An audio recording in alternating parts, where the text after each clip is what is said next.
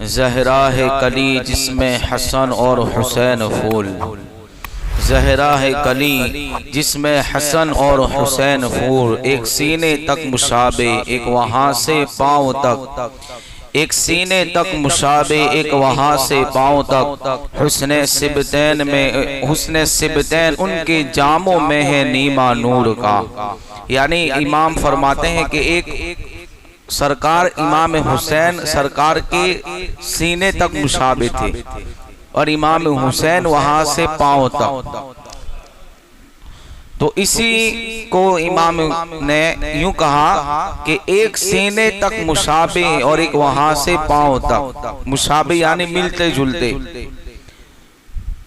تو امام اہل سنت نے اسی کو کہا کہ سرکار کے چہرے کو دیکھنا اور امام حسن کو دیکھنا تو وہ حضور کے چہرے کی یاد دلاتا تھا۔ عزیزان محترم، اب چونکہ ہمارے یہ آخری رات ہے، 10 دن میں ہم نے بہت سی چیزیں سماعت فرمائی۔ آپ نے سیاست کس طرح کی جاتی ہے اس حوالے سے بھی جاسوسی لوگوں نے کی، اور امت میں فتنہ کس طرح داخل ہوا، اور سرکار کی اس حوالے سے کہ حضور نے جنگ جمل کے بارے میں بھی ارشاد فرما دیا تھا، خوارج کے فتنے کے بارے میں بھی سرکار نے بیان کر دیا تھا۔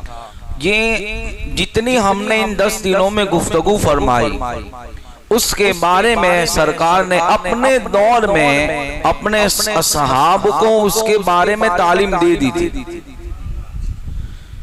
تو اب جو کل کی گفتگو ہوئی کہ امام حسن مجتبی رضی اللہ تعالیٰ عنہ نے بیعت و خلافت کو چھوڑ کر حضرت سیدنا امیر معاویہ رضی اللہ تعالیٰ عنہ کو دے دی، اور اس طرح 2 جماعتوں اور 2 گروہوں میں صلح ہو گئی۔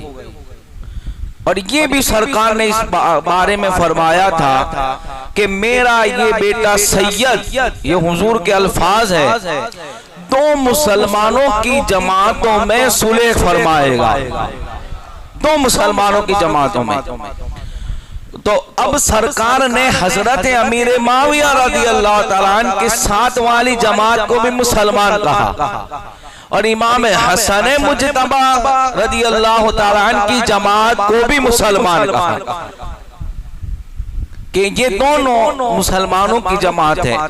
حضرت امیر معاویہ رضی اللہ تعالیٰ عنہ کا اس کے بعد 19 سال خلافت، یعنی کیونکہ سرکار کی ایک حدیث یہ بھی تھی کہ 30 سال تک راشدہ خلفائے راشدین خلافت راشدہ ہوگی، اور اس کے بعد ملکیت بادشاہت آ جائے گی۔ تو حضرت امیر معاویہ رضی اللہ تعالیٰ عنہ 20 سال اس پر رہے۔ ان درمیان آپ کی جو تعلقات امام حسن کے ساتھ اس کو سماعت کرے، اس لئے کہ کربلا کا جو خونی منظر ہے وہ تو کل ہی بیان ہوگا، آج تو خالی ہم وہاں تک پہنچیں گے۔ کل عاشورے کی نماز کے بعد اس کو مکمل ہم گفتگو شہادت امام عرشی مقام امام حسین رضی اللہ تعالیٰ عنہ تک بیان کریں گے۔ لیکن ابھی جو مجھے بتانا ہے حضرت امیر معاویہ صحابی رسول ہے، کیوں کہ حضرت امیر معاویہ رضی اللہ تعالیٰ عنہ پر روافض لوگ جو ہیں آپ کی ذات مبارکہ پر تنقید کرتے ہیں، آپ کی ذات کو نشانہ بناتے ہیں۔ یزید نے جو کیا وہ کیا، اور ہم یہ بھی کہتے ہیں، ہمارے بزرگان دین بھی کہتے تھے کہ یزید لعنتی ہے، خبیث ہے، وہ جو بھی تھا۔ حضرت امیر معاویہ رضی اللہ تعالیٰ عنہ کو اس کے دیکھ کر ہم ان پہ انگلی نہیں اٹھا سکتے، اس لیے کہ یزید صحابی نہیں تھا، اور حضرت امیر معاویہ صحابی رسول ہے، اور قرآن کہتا ہے وَقُلَّ وَعَدَ اللَّهُ الْحُسْنَى کہ ہم نے ان کے ساتھ حسنہ کا وعدہ فرما لیا ہے۔ جو صحابی ہیں ہمارے لیے وہ سر کا تاج ہے، جب بھی ہم ان کے نام لیں گے ادب احترام سے لیں گے، جب بھی ہم ان کا ذکر کریں گے ان کا احترام سے کریں گے، چاہے دنیا کچھ بھی کہے۔ حضرت امیر معاویہ کے بیٹے یا بیٹا یزید تھا، اس نے جو کچھ کیا، اس نے جو کارنامے کیے، اس سے حضرت امیر معاویہ پہ انگلی نہیں اٹھاتے۔ اگر سنو، اگر تم یہ کہتے ہو اور حضرت سرکار امیر معاویہ رضی اللہ تعالیٰ پہ انگلی اٹھاتے ہو، تنقید کرتے ہو، معاذ اللہ ان کے حوالے سے تم بک بک کرتے ہو، تو امام حسن مجتبی نے خلافت کیوں سونپ دی؟ جب وہ بہترین انسان تھے، وہ اچھے انسان تھے، حضرت امام حسن کی صلح کر لینا اس بات کی دلیل ہے کہ حضرت امیر معاویہ رضی اللہ تعالیٰ عنہ کو ہم کچھ نہیں کہہ سکتے، اس لیے کہ اب توجہ، سب کی توجہ، امام حسن نے صلح کر لی تو اب ہمارے لیے امیر معاویہ سر کے تاج ہے، اور امام حسین نے یزید سے بائیکاٹ کر دیا تو اب وہ ہمارے لیے کچھ بھی نہیں ہے۔ جن سے حسن نے صلح کی وہ ہمارے لیے تاج ہے، اور جس سے میرے امام نے جنگ کی وہ ہمارے لیے کچھ بھی نہیں ہے۔ اس لئے اب ہمیں حضرت امیر معاویہ کو کوئی حق نہیں بنتا کہ ہم سوال اٹھائے۔ جس وقت حضرت امام حسن مجتبی، ان کو آپ کی اہل تشیع جن کو شیار علی کہا گیا تھا، کوفہ کی سرزمین پہ آپ چھوڑ کر واپس آئے، اس وقت مدینہ منورہ کے اندر یہ ہمیشہ حضرت امیر معاویہ ان کا خیال رکھتے تھے۔ ایک بار تو یوں کہا کہ امام حسین رضی اللہ تعالیٰ عنہ کی بارگاہ میں آپ نے تھیلی بھیجی، درہموں سے بھری ہوئی تھیلی، اور وہ اس میں کتنے درہم تھے؟ 1 لاکھ۔ یہ بات میں نے کل بتائی تھی برابر۔ اب آگے کی بات سنو، آپ نے کہا اب دیکھو حضرت امیر معاویہ کی شان اور امام حسین سے حضرت امیر معاویہ کی عقیدت و محبت۔ میں نے آج جمعہ کے خطاب میں ایک بات کو بتایا تھا کہ جو اصحاب کرام نے اہل بیت سے عقیدت کی ہے نا، وہ کوئی دنیا میں نہیں کر سکتا ہے، چونکہ وہ اتنا مانتے تھے۔ ارے سوچے کہ حضرت عمر جن کے لیے منبر چھوڑ کر آئے وہ امام حسین کی ذات مبارکہ ہے، یہ ہے امام علی مقام۔ تو کہتے ہیں کہ حضرت امیر معاویہ نے 1 لاکھ درہم بھیجے۔ کتنے؟ 1 لاکھ۔ 1 لاکھ آج کے دور میں بھی 1 لاکھ آدمی ایسے بولتا ہے، 1 لاکھ منہ چوڑا ہوتا ہے، آنکھیں پھٹتی ہے، تب جا کے 1 لاکھ نکلتا ہے۔ 1 لاکھ اس زمانے میں 1 لاکھ درہم دیے۔ تو کہتے ہیں حضرت یہ چھوٹا سا تحفہ ہے، قبول کر لے۔ سبحان حضرت امیر معاویہ امام حسین سے کہہ رہے ہیں، اور امام حسن مجتبی بھی کہتے ہیں ٹھیک ہے ہم قبول کر لیتے ہیں۔ حضرت امیر معاویہ کو کہا خوش ہو جاؤ۔ یعنی یہ ان کے ساتھ آپسی مودت اور عقیدت تھی، لیکن چونکہ بیٹا بگڑا تو ہم ان کے حوالے سے حضرت امیر معاویہ کو کچھ نہیں کہہ سکتے۔ یزید نے جو کیا اور اس کے جو بھی معاملات تھے، اس کے ساتھ اس نے جو بھی امت کے ساتھ کیا، اہل بیت کے ساتھ کیا، شہادت امام حسین ہوئی، یہ اس کا معاملہ تھا، لیکن حضرت امیر معاویہ اس سے بری ہے۔ آپ نے 20 سال تک اسلامی حکومت کا جھنڈا لے رہا، کئی آپ کے دور میں کئی ملک کئی شہر اسلام کی آغوش میں بھی آئے۔ یہ دن کی خدمت حضرت امیر معاویہ کی، اور سرکار علیہ الصلوۃ والتسلیم حضرت عباس فرماتے ہیں حضرت امیر معاویہ فقیہ اور مجتہد تھے۔ امت کے فقیہ میں جن کا شمار ہوتا ہے، امت کے مجتہدین میں جن کو شمار کیا جاتا ہے، وہ حضرت امیر معاویہ تھے۔ آپ دیکھیں امام حسن مجتبی کو تو زہر دیا گیا، آپ کی شہادت بھی ہو گئی، اور اس کے بارے میں بھی کل آپ کو تفصیل سے بتایا کہ آپ کو کہاں دفنایا، جنت البقیع کے اندر۔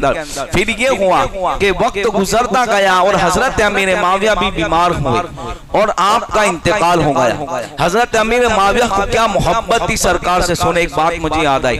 جس دن آپ کا وصال ہوا، آپ نے انتقال سے پہلے لوگوں سے کہا کہ لوگوں میرے پاس حضور کے کچھ ناخن مبارک ہے، میرے سرکار کے میرے پاس کچھ ناخون مبارک ہے، میں یہ چاہتا ہوں، اور کہتے ہیں میرے پاس حضور علیہ السلام کے کچھ بال مبارک بھی ہیں، میرے انتقال کے بعد سرکار کے ناخونوں کو، سرکار کے بال کو میرے کفن میں رکھ دینا۔ ایک روایت میں یہ کہ میری زبان کے نیچے رکھ دینا، اور حضور کے تبرکات لے کر میں دنیا سے جاؤں گا۔ اب سوچے حضرت امیر معاویہ سرکار سے نسبت جن چیزوں کو ہے، ان چیزوں کا اتنا احترام تھا کہ ناخنوں کی وصیت کر کے گئے کہ میرا انتقال ہو جائے ان ناخنوں کو میری قبر میں رکھ دینا۔ تو سوچے جب حضور کی ناخن سے اتنی محبت تھی تو حضور کے نواسوں سے کتنی محبت ہوگی، حسنین کریمین سے۔ اس لیے کہ سرکار نے تو یہ کہہ دیا حسین منی وانا من الحسین، میں حسین سے ہوں، حسین مجھ سے ہے۔ آپ غور کریں حضور کے تبرکات کا اتنا احترام، اور عقیدہ اہل سنت بھی یہاں بتاتا ہوں کہ جو ہم تبرکات مانتے ہیں کہ جو بزرگوں سے نسبت ہو جائے ہم اس کو برکت کا ذریعہ سمجھتے ہیں. اگر کوئی انتقال کر جائے ہم اس کے کفن میں رکھتے ہیں. لوگ کہتے ہیں ایسا نہیں ہونا چاہیے. میں کہتا ہوں حضرت امیر معاویہ جو قوم کی اس زمانے کے اندر ان کے مقام شام کے اندر ان کا ثانی کوئی نہیں تھا. حضور کے صحابی ہے, مجتہد ہے, فقیہ ہے. ان کا عقیدہ یہ ہے کہ اگر حضور کی نسبت والی چیزوں کو کفن میں رکھ دیا جائے تو وہ قبر میں بھی فائدہ دیتی ہے. لوگ کہتے ہیں نہیں رکھنا چاہیے, تو تم مت رکھو. جو رکھتا ہے اسے رکھنے دو نا بھائی. اور کوئی غلط چیز تھوڑی ہو رہی ہے. اگر کفن میں کوئی مبارک چیز رکھی جاتی ہے تو کوئی نقصان تھوڑی ہے. کوئی نقصان ہے بھائی؟ آدمی پرا گندا عمل لے کے قبر میں جاتا ہے, کوئی نکال سکتا ہے اس کو؟ تو پھر یہ تو نسبتوں والی چیزیں ہوتی ہیں. حضرت امیر معاویہ کی یہ حضور سے عقیدت و محبت تھی. آپ کا بھی عنقریب وقت آیا, وصال ہوا. یزید خلافت کے اوپر مسند پہ بیٹھا اور اس کو لوگوں نے یہ بتایا کہ تمہیں امام حسین کی سب سے پہلے بیعت لینی ہے. اب یہ بہت اہم ہے, یہی سے سب کچھ ہے کہ وہ بیعت امام عرشی مقام کی لینا چاہتا تھا اور میرے امام اس کے کردار سے واقف تھے. اس لیے کہا کہ ہم اپنے ہاتھ کو کسی شرابی کے ہاتھ میں نہیں دے سکتے ہیں جو نمازوں کا چھوڑنے والا ہو, اور یہ کہا جائے کہ جو سنت نبوی صلی اللہ علیہ وسلم کو بدلنے والا ہو, ان کے ہاتھوں کے اندر میرا ہاتھ پاکیزہ نہیں جا سکتا ہے. یزید کو یہی تو تھا کہ جو اکابر صحابہ کرام کی جو اولاد تھی, حضرت عمر کے بیٹے, حضرت صدیق اکبر کے بیٹے, حضرت عباس کے بیٹے, حضرت حنظلہ رضی اللہ تعالیٰ کے بیٹے, ان مبارک ہستیوں سے بیعت لینا چاہتا تھا. اور کہتے سب میری بیعت کرے تو کوئی مطلب نہیں. یعنی حسین اعظم کی شان تو دیکھو کہ 1000 آدمی ایک طرف اور میرا امام ایک طرف. اس لیے کہ ہمارے پاس کوئی اتنی پاورفل نسبت نہیں ہے. میرے حسین کا وہ ہے کہ جن کے بابا کو علی قرطزہ کہا گیا, جن کی ماں کو فاطمہ کہا گیا, جن کے نانا کو سید المرسلین سید الانبیاء کہا گیا. ان کی بیعت ضروری ہے. اگر وہ بیعت کرتے ہیں تو میرے لیے سب کچھ ہے, اگر وہ بیعت نہیں کرتے تو کوئی مطلب نہیں. اس نے سب عام و خاص کی بیعت لینا شروع کر دیا اور یہ چاہتا تھا کہ امام عرشی مقام کی بیعت لی جائے. سب سے پہلے یزید رجب کے مہینے میں خلافت پہ بیٹھا, رجب کے مہینے میں خلافت پہ بیٹھا, اور اس نے ولید نام کے جو گورنر تھے مدینہ کو خط لکھا اور کہا تمہیں سب کی بیعت لینی ہے لیکن خاص طور پہ تمہیں امام حسین کی بیعت لینی ہے. یزید نے یہ سب سے پہلے کہا. اب میں نے کل بتایا کہ مروان جو تھا, مروان بن حکم, کہ جس کے بارے میں سرکار نے کہا گرگٹ کا بیٹا گرگٹ ہوتا ہے, گرگٹ کا بیٹا گرگٹ ہوتا ہے. وہ فسادی وہاں موجود تھا. یہ وہی مروان تھا کہ جس نے امام حسن کے جنازے کو روک دیا تھا. یہ وہی مروان تھا جس نے امام حسن رضی اللہ تعالیٰ عنہ کے جنازے کو لے کر دفن کرنے سے روکا تھا اور تلواریں نکلی تھی. یہ وہی مروان تھا, یہی مروان تھا کہ جو مولا علی رضی اللہ تعالیٰ عنہ پہ منبر رسول پر بیٹھ کے تنقید کرتا تھا, آپ پہ انگلیاں اٹھاتا تھا. یہ وہی مروان تھا. امام حسین کو ولید جو گورنر تھے مدینہ کے, انہوں نے بلایا کہ آپ آئے, ایسا ایسا معاملہ ہے, یزید بیٹھا ہے اور امیر معاویہ کا وصال ہو چکا. تو کہا میں چھپ کر بیعت نہیں کر سکتا. امام حسین نے یہ کہا مجھ جیسا آدمی چھپ کر بیعت نہیں کرتا. اور یہی تو بات ہے بھائی, یہی تو حق ہے کہ چھپ چھپ پر کرنے والا حق بھی نہیں ہوتا, کھلا جو کرتا ہے وہی حق پر ہوتا ہے. یہی تو امام حسین تھے جو کہہ رہے تھے میں مجھ جیسا آدمی چھپ کر بیعت نہیں کر سکتا. اگر بیعت کرنی ہے تو اب کھلے عام مجمع کے اندر بیعت ہوگی ورنہ بیعت نہیں ہوگی. اب یہ کیا کہہ رہا تھا, یہ مروان امام حسین کے سامنے کہہ رہا تھا کہ ولی اگر یہ دیکھو امام عرشی مقام کے آنے سے پہلے مروان نے جو ولید تھے ان سے کہہ دیا تھا کہ اگر وہ بیعت نہ لیں تو تمہیں انہیں قتل کرنا ہے. اس کی منصوبہ بندی ہو چکی تھی اور جب امام حسین اپنے حجرے سے نکل کر وہاں جا رہے تھے گورنر ہاؤس کے اندر، تو جو اکابر صحابہ کرام کی جو صاحبزادے تھے صحابہ کرام، انہوں نے کہا کہ حضرت یہ وقت تو ایسا نہیں ہے کہ وہ ہمیں بلائے، اس لیے آپ اپنی سیفٹی کے لیے کچھ چند لوگوں کو لے کر جائیں، اکیلے نہ جائیں۔ یہ ان کا مشورہ تھا۔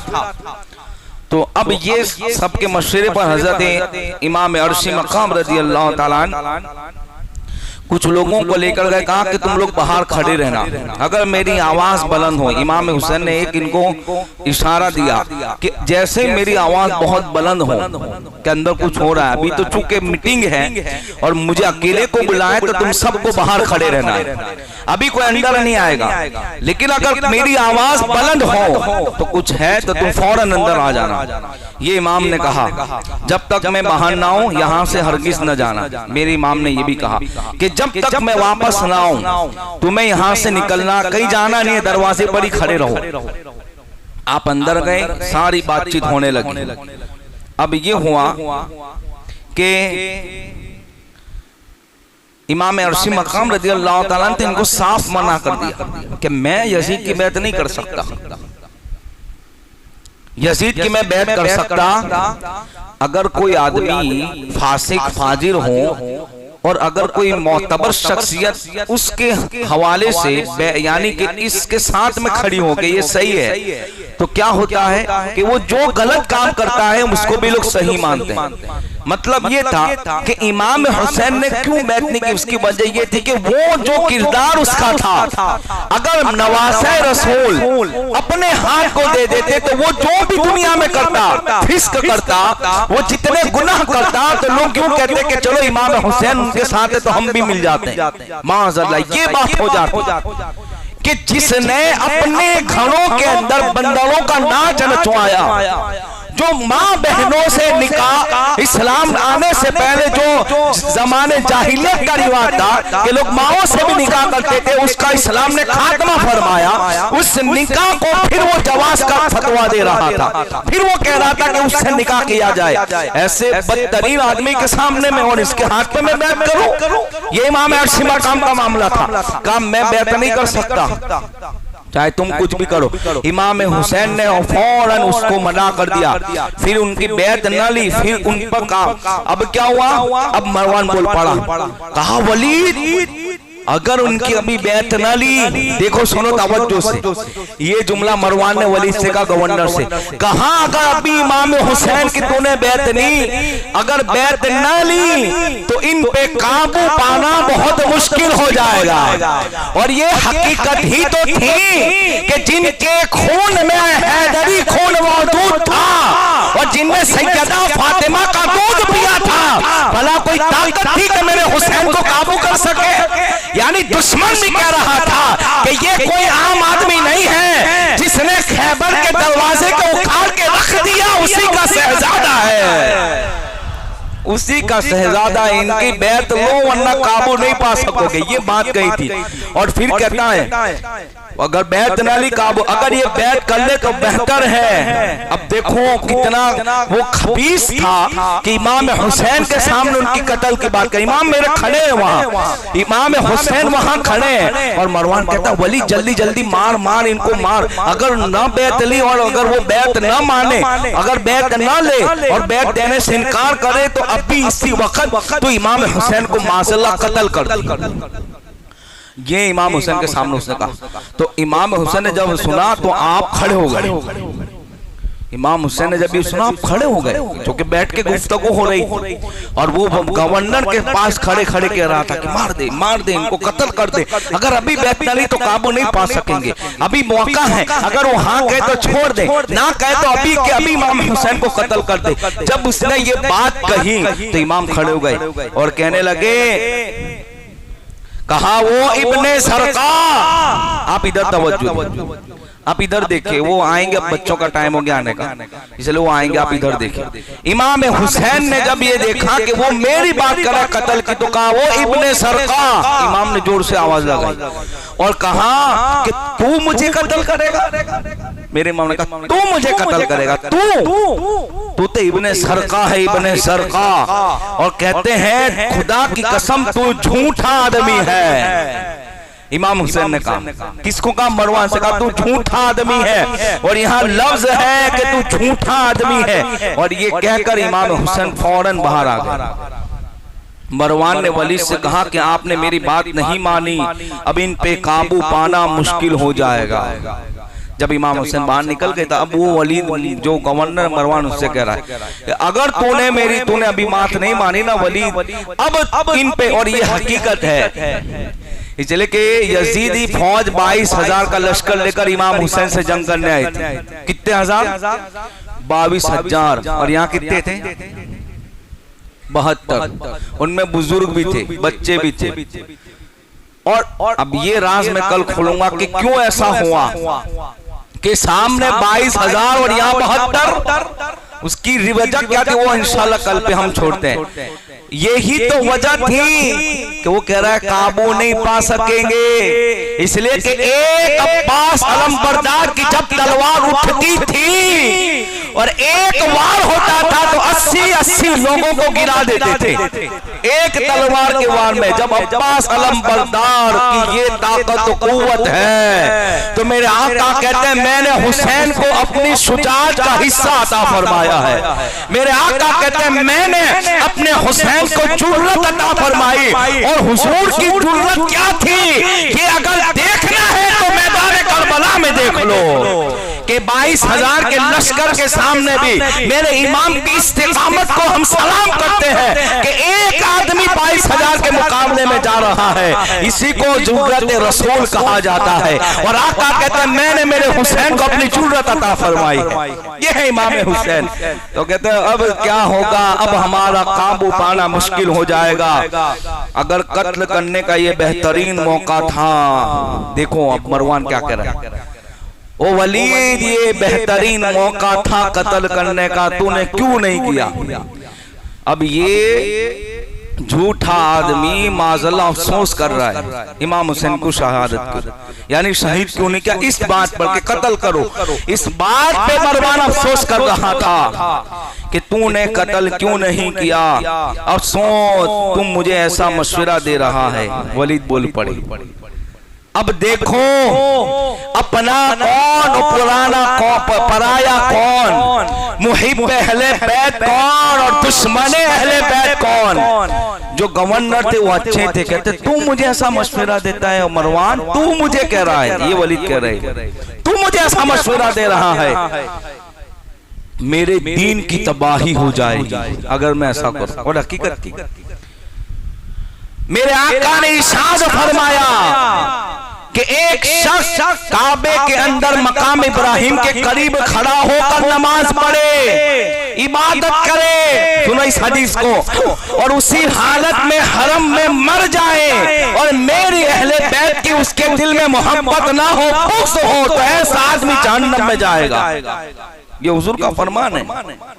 کعبے میں نماز پڑھنے سے اگر دل میں اہل بیت ہو تو جنت کا سرٹیفکیٹ بھی نہیں ملتا. اور کون کہہ رہا ہے؟ مالک کے جنت کا فرمان ہے. وَإِنَّمَا أَنَا قَاسِمٌ، جن کو شان عطا ہوئی وہ مصطفیٰ جان رحمت کہہ رہے ہیں کہ میرے اہل بیت کا بغض ہے. اب ولید بول پڑے میرے دین کی تباہی ہو جائے گی، تو امام حسین کو ماننے کی بات کرتا ہے. اور کہتے نواز رسول صرف اس وجہ سے قتل کر دیتا تو انہیں تو یزید کی بیعت نہیں. اللہ و خدا کی قسم اگر مجھے ساری دنیا کا مال بھی مل جائے، اب گورنر بول رہے ہیں، کہہ رہے ہیں اگر مجھے یزید کی خلافت جو اس نے مجھے گورنر، وہ تو دور کی بات، اگر ساری دنیا کا مجھے مال بھی مل جائے تو بھی میں اپنے ہاتھوں سے خون میں رسول میں ہاتھ نہیں ڈالوں گا، میں اپنے ہاتھوں کو خونی نہیں بناؤں گا. کہا تو مجھے ایسے مشورے دیتا ہے. امام حسین نے بیعت سے انکار کیا. یزید کی جان کا دشمن اور خون کا پیاسا ہو جائے گا، لیکن فرماتے ہیں کہ میری غیرت نے مجھے گوارا نہیں کیا کہ میں ایسا کام کروں. وہ کہتے ہیں اب یہ ہوا کہ امام حسین اپنے گھر میں تشریف لے گئے اور سیدہ زینب کو بلایا. اور چونکہ سیدہ زینب حضرت سیدہ کائنات خاتون جنت رضی اللہ تعالیٰ عنہ کی ایک یعنی صاحبزادی، بڑی صاحبزادی تھی. بڑی آپ کی عظمت و شان ہے. ان کا نکاح حضرت جعفر طیار کے صاحبزادے حضرت عبداللہ کے ساتھ ہوا تھا. کہتے ہیں بہن اب ہمیں مدینہ چھوڑنا ہوگا. تو کہ بھائی بات کیا ہے, ہم شہر رسول کیوں چھوڑ کر جائے؟ تو امام عرشی مقام نے ساری صورتحال بیان فرمائی کہ یزید نے بیعت کے لیے میرا ہاتھ مانگا. حضرت سیدنا امیر معاویہ رضی اللہ تعالیٰ عنہ کا انتقال ہو چکا ہے, اب ہمیں یہاں سے کچھ کرنا ہوگا. سیدہ زینب آپ کی زوجہ محترمہ شہر بانو اور دیگر آپ کے صاحبزادے امام علی اکبر, امام علی اصغر, حضرت سکینہ, ان سب کو کہا گیا کہ اب ہمیں نانا کا مدینہ چھوڑنا ہوگا. اب سوچے کہ ایک آدمی چند دنوں کے لیے مدینہ منورہ جاتا ہے, یہ حقیقت ہے. جس کے دل میں عشق رسول ہوتا ہے یہ ان کے لیے ہے, جو حضور کے شہر سے بھی محبت کرتے ہیں. آدمی اگر ایک ہفتے کے لیے مدینہ جائے اور جب رخصتی کا وقت آتا ہے نا کہ اب مدینہ شریف چھوڑنا ہے, اب انڈیا واپس جانا ہے, تو جو عاشق مدینہ ہوتے ہیں, جو عاشق مدینہ ہوتے ہیں, ان کی آنکھوں میں آنسو ہوتے ہیں. کیوں کہا اب ہم گنبد خضرا کو چھوڑ کر جا رہے ہیں. یہ حقیقت ہے. جب عاشق رسول کوئی مدینہ چھوڑتا ہے تو اس کے دل کی کیفیت کو پوچھو. خباثت جن کے ذہنوں اور دلوں میں بیٹھی ہے ان کے لیے نہیں ہے. جن کے دل پاکیزہ ہوتے ہیں, جن کی سوچ فکر نظریے اچھے ہوتے ہیں, پھر وہ مدینہ چھوڑتے تو ان کی آنکھوں میں آنسو ہوتے ہیں. اب یہ تو نانا کا مدینہ ہمیشہ کے لیے چھوڑنا ہے. سیدہ زینب کی آنکھوں میں آنسو ہے, بھائی یہ کیا کہا ہمیں جانا ہوگا. اصحاب کرام جو موجود تھے کہا آپ نہ جائے, تو کہا اگر میں نہیں گیا تو اب دیکھو امام حسین کی اپنے نبی اپنے نانا کے شہر سے جو الفت و محبت تھی, امام حسین بتا رہے تھے کہ میرے خون سے بھی زیادہ میرے نبی کے شہر کی حرمت ہے. کہہ رہے تھے اگر میں یہاں رکا تو لڑائی ہو جائے گی. لوگوں نے مشورہ دیا آپ لوگوں کو بلا لیں اپنے دوسرے ملک سے, وہ کہے کہ یہ معاملہ ہے آپ بڑا جب میں غفیر اکھٹا کر لے اور یہاں میٹنگ اور مشورہ کرے, پھر دیکھتے ہیں کیا ہوتا ہے. امام حسین نے کہا اگر ایسا کروں گا تو یہاں لڑائی ہو سکتی ہے, یہاں فساد ہو سکتا ہے, یہاں خون بہ سکتا ہے, اور میں نہیں چاہتا کہ میرے نبی کے شہر میں خون بہ جائے, میرے مصطفیٰ کے شہر میں فساد ہو. اس لیے میرا بہتر یہی ہے مشورہ کہ ہم مدینہ چھوڑ کر مکہ مکرمہ کی سرزمین پہ چلے جاتے ہیں. بس اگر امام چاہتے, ایک بات یہ بھی سنیں, اگر امام چاہتے اور وہی رک جاتے اور مکہ سے لوگوں کو بلا لیتے, شام اپنے مصر سے اور دوسرے جو شہر سے وہاں سے لوگوں کو بلا لیتے, تو لوگ امام حسین کے لیے آ جاتے اور وہاں بہت بڑا ایک اجتماع ہو جاتا, اور پھر ہوتا تو یہ ہوتا کہ یزیدی فوج آتی اور وہاں لڑائی شروع ہو جاتی. تو امام عرشی مقام چاہتے تھے کہ میں یہاں نہ رکوں, میں رسول اللہ کے شہر کو چھوڑ دوں اور وہاں چلا جاؤ جہاں اللہ کا حرم ہے. اور قرآن نے کہا کہ جو حرم میں آ گیا وہ امان میں آ گیا, یہ قرآن کے اندر ہے. تو آپ نے کہا میں یہ نہیں چاہتا کہ یہاں فساد ہو, میرا خون میں یہاں نہیں بہانا چاہتا. حضرت امام عرشی مقام نے رات کے آخری حصے کے اندر اپنے گھر والوں کو لیا, جو بھی آپ کے خاندان کے تھے, آپ کے محب تھے, آپ کے ساتھ تھے, اور سب سے پہلے امام حسین حضور کے روزے پر گئے اور کہا نانا آخری سلام ہے. کیا امام حسین نے جس کیفیت میں کہا ہوگا وہ تو وہ جانے اور میرے سرکار جانے.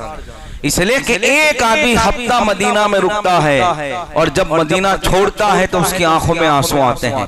ارے یہ تو وہ شہر تھا کہ جہاں نانا کے ساتھ بچپن نکلا تھا, یہ تو وہ شہر تھا اور یہ وہ مسجد تھی کہ نانا امام حسین کے لیے اپنے سجدوں کو طویل کرتے تھے. نانا منبر سے اتر کے امام حسین کو چوما کرتے تھے. میرا بچپنا, اب سوچیں کہ جن کی اتنی بچپن کی خوبصورت یادیں ہوں, اور یار اگر خوبصورت یادیں ہوتی ہے تو بندے کو یاد رہتی ہے کہ میں نے اپنے بچپن کو اتنے اچھے سے منایا, اتنے اچھے سے گزارا, لیکن یہ بچپن تو سید المرسلین کے ساتھ گزرا تھا. سرکار کی گود میں انہوں نے پرورش پائی تھی اور حضور اتنی محبت کرتے تھے کہ صحابہ کرام کہتے کئی مرتبہ ہم نے دیکھا کہ مصطفیٰ جان رحمت امام حسین کو چوما کرتے تھے، ان کو اپنی زبان چسایا کرتے تھے، اپنی زبان ان کے منہ میں رکھا کرتے تھے۔ کئی مرتبہ صاحب نے دیکھا اس طرح کی سرکار محبت کرتے تھے، کہتے نانا آخری امام کا سلام ہے، اب میں جا رہا ہوں۔ یہ وہی مقصد تھا کہ نانا کے وعدے کو وفا کرنا تھا، جا رہا ہوں۔ امام عرشی مقام نے روزہ رسول پہ حاضری دی، پھر اس کے بعد آپ جنت البقیع میں گئی جہاں سیدہ فاطمہ آپ کی ماں کا مزار پاک موجود تھا۔ وہاں جا کر امام نے آنسو بہائے، ماں سے اجازت دی کہ ماں اب میں جا رہا ہوں، جس کے لیے میری پرورش ہوئی تھی۔ وہ شہادت امام حسین صحابہ کرام میں مشہور ہو چکی تھی۔ میں نے بتایا تھا صبح میں کہ مٹی کھا کے کربلا لا کر سرکار کو دی گئی تھی کہ یہ وہ مٹی ہے جائے آپ کے نواسے کو شہید کرے گی آپ کی امت، مشہور ہو چکی تھی۔ کہتے ہیں اب سیدہ پاک کے مزار پہ جا کر امام نے آنسو بہائے اور کہا کہ اب میں اجازت چاہتا ہوں میرا آخری سلام لے، اس لیے کہ اب آنا نہیں ہے مدینہ میں، امام کو اب آنا نہیں ہے مدینہ میں۔ ماں سے کہا آخری سلام لے، اور وہاں میرے امام نے جنت البقیع میں اپنی ماں کی قبر کو لپٹ کے روئے اور وہاں سے اجازت طلب کی، اور یہ قافلہ پھر سوئے مدینہ منورہ سے مکہ مکرمہ کی طرف روانہ ہوا۔ شعبان کے مہینے میں امام حسین نکلے تھے، اور محرم، شعبان، رمضان، ذی القعدہ، ذی الحجہ 5 مہینوں کے بعد محرم کا مہینہ آتا ہے جب آپ کی شہادت ہوئی۔ کوئی ایسا تھوڑی تھا کہ کل وہاں نکلے، کل وہاں پہنچے، کل وہاں پہنچے، 5 مہینے کا سفر تھا۔ شعبان کے مہینے میں امام حسین نے مدینہ شریف چھوڑا، اور جب آپ مکہ پہنچے تو کیا دیکھنا تھا، پورا مکہ استقبال کے لیے باہر آ گیا، اس لئے کہ قدر والے جانتے ہیں قدر و شان اہل بیت۔ جو قدر والا ہوتا ہے وہی تو قدر والوں کی قدر جانتا ہے۔ سب باہر آ گئے اور امام حسین کے ہاتھ پہ بیعت کرنے لگے، ہم آپ کو اپنا امام مانتے ہیں، حرم کا مصلی میرے حسین کو عطا فرمایا، آج کے بعد اب کوئی نماز نہیں پڑھائے گا، حرم کو جس نے پاک کیا اس کا نواسہ مصلی پہ کھڑا ہوگا۔ حرم نے جس کو پاک کیا بتوں سے، ان کے نواسے کو اب امام مصلی بنا، امام کعبہ بنایا جائے گا، اور امام عرشی مقام کا استقبال ہوا۔ امام نے وہاں کئی مہینوں گزارے، 1-2 مہینوں کا، چونکہ آپ ذی الحجہ کو مہینے میں نکل گئے، 2 مہینے تک امام وہاں رہے۔ اب امام حسین وہاں پہنچے، بس آخری بات، اب کل تو مکمل گفتگو عاشورہ کی صبح میں ہوگی۔ امام حسین وہاں پہنچے تو کوفیوں کو خبر پڑی، کوفہ والوں کو، کہ امام حسین وہاں گئے تھے، انہوں نے خط لکھنا شروع کیا۔ تاریخ میں آیا کہ کوفیوں نے 3 گون بھر کے خط بھیجے تھے، کتنے 3 بوری بھر کے خط، آپ آ جائیں، بہت سب عنوانات تھے، کسی نے کچھ لکھا، کسی نے کوئی، لیکن سب کے عنوان کا خلاصہ یہی تھا کہ آپ آ جائیں، ہم آپ کے ہاتھ پہ بیعت کریں گے، ہم نہیں چاہتے کہ ہم یزید کو امیر مانیں، آپ آ جائیں۔ اتنے خط بھیجے، امام حسین رضی اللہ تعالیٰ اب ہو گئے تیار کوفہ جانے۔ اب کیا ہوا، اب آج نہیں، کل۔ لیکن ایک بات یزید کے بارے میں بات یاد آئی، یزید کو چونکہ کچھ لوگ ایسے بھی ہیں کہ اس کو جنتی کوٹھے میں رکھنا چاہتے ہیں، اور معاذ اللہ کچھ تو ایسے ہیں جو صحابہ کی جماعت میں رکھنا چاہتے ہیں۔ اللہ بھائی یہ عثمان غنی کے دور میں پیدا ہوا تو صحابی کہاں سے ہوا؟ ان بیوقوفوں کو سمجھ میں آنا چاہیے نا۔ حضرت عمر ابن عبدالعزیز، ان کے دور کو دور عمر کہا گیا، بہت بڑی ہستی حضرت عمر کے اولاد میں سے، ان کا دور بہت بڑا پاکیزہ دور تھا۔ حضرت عمر کا دور، ان کے دور کو دیکھ کر لوگ یاد کرتے تھے، اب سوچ کتنی بڑی ہستی۔ حضرت عمر ابن عبدالعزیز کی بارگاہ میں ایک شخص نے اتنا کہہ دیا، امیر المؤمنین یزید، تو آپ جلال میں آ گئے، کہا کون ہے، اس کو یہاں لا دو، کہا 20 کوڑے مارے جائے جس نے یہ لفظ کہے۔ یعنی اکابرین کا بھی یہ معاملہ تھا کہ وہ آدمی صحیح نہیں تھا، اور جو یہ کہتے ہیں کہ اقتدار و سیاست کی جنگ تھی تو یہ غلط ہے۔ ارے خلافت کی بات ہوتی تو دیتے ہی کیوں؟ اور اقتدار کی تو بات ہی نہیں تھی، اقتدار کی بات نہیں تھی، نظریے کی لڑائی تھی، شریعت کی معاملے کی لڑائی تھی، سیاسی لڑائی نہیں تھی۔ تو اس لیے آج بھی لوگ کھینچ کے یزید کو اپنا بنانا چاہتے ہیں، تو انہیں ایک ہی مشورہ ہے کہ تم یزید کو لے کر بیٹھو، ہم حسین کو لے کر بیٹھتے ہیں، میدان محشر میں یہ کہہ دینا ہم یزید کے ساتھ ہیں، اور ہم کھڑے ہوں گے تو ہم کہیں گے ہم حسنین کریمین کے ساتھ ہیں۔ پھر دیکھو کس کا کیا حال ہوتا ہے، پھر کس کا کیا حشر ہوتا ہے، وہ تو وہی پتا چل جائے گا۔ اور ہو سکے اگر اتنا ہی یزید سے محبت ہے تو اپنے بیٹوں کا نام بھی یزید رکھو، اگر ہمت ہے تو تمہارے اندر۔ لیکن ہم سینہ کھول کر کہتے ہیں اگر ہمارے گھر میں بیٹا پیدا ہو تو ہم اس کا نام حسین رکھتے ہیں، ہم اس کا نام حسن رکھتے ہیں۔